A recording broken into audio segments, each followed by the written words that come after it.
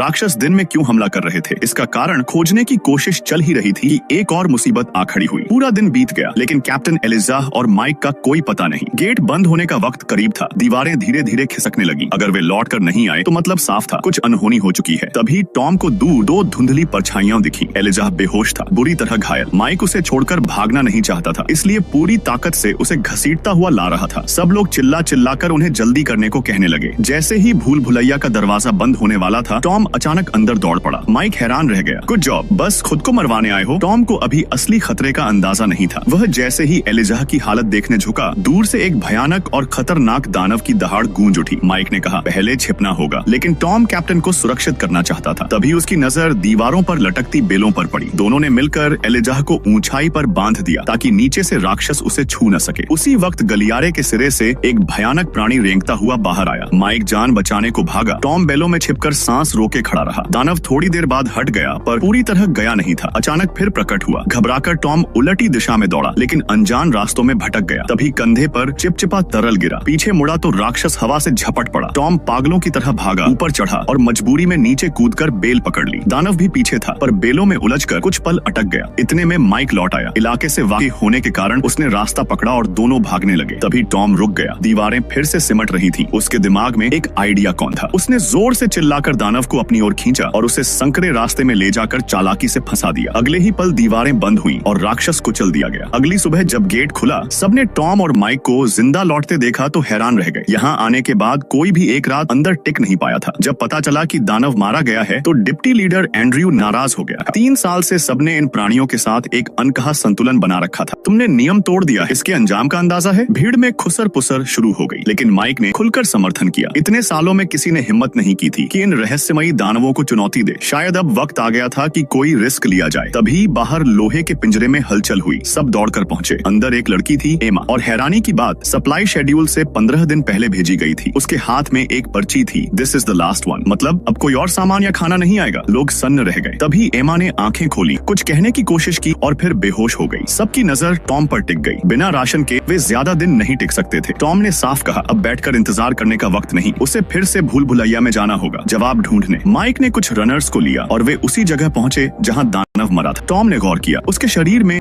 कुछ अजीब है। माइक ने सिर उठाकर भीतर देख तो एक छोटा इलेक्ट्रॉनिक डिवाइस मिला, अब भी चालू। इसका मतलब क्या है, कोई नहीं जानता था। गांव लौटने के बाद माइक टॉम को जंगल के भीतर एक पुराने झोंपड़े तक ले गया। मेज पर रखे नक्शों और नोट्स को देखकर साफ था, यह भूल भुलैया सिर्फ पत्थरों की दीवार नहीं, एक सोची समझी पहेली है। अब सवाल ये था, क्या वे इस पहेली को हल कर पाएंगे या यही भूल भुलैया उनका आखिरी ठिकाना बन जाए।